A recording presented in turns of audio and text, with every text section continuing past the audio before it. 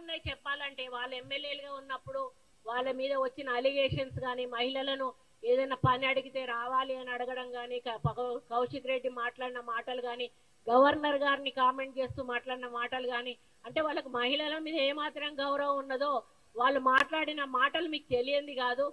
అటువంటి వాళ్ళు మరీ ఇంత హీనంగా, ఇది ఒక అన్నా చెల్లెళ్ళ బంధం అండి, ఇది ఒక అన్నా చెల్లెళ్ళ బంధం. దీన్ని వక్రీకరించి మాట్లాడడం అనేది చాలా బాధాకరం.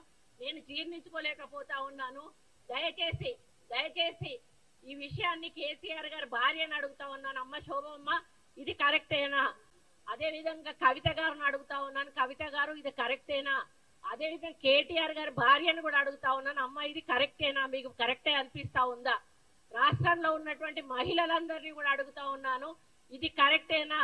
ఒక అన్న ఒక చెల్లెకు ఒక నూలు దండ వేసి చేనేత కార్మికుల సమస్యలు చెప్పిన దాన్ని ఈ విధంగా కళ్యాణ లక్ష్మి వీళ్ళకి ఎవరిచ్చారు అని ట్వీట్ చేయడం అది ఎంతవరకు కరెక్టు అనేది ప్రతి ఒక్క మహిళ కూడా ఆలోచించి, ఎవరైనా టీఆర్ఎస్ నాయకులు గ్రామాల్లోకి వచ్చినప్పుడు వాళ్ళని బట్టలు కూడా తీసి ఉరికించాల్సిన అవసరం ఉందని చెప్పి కూడా మరి తెలంగాణ రాష్ట్ర మహిళలకు తెలియజేస్తా ఉన్నాను.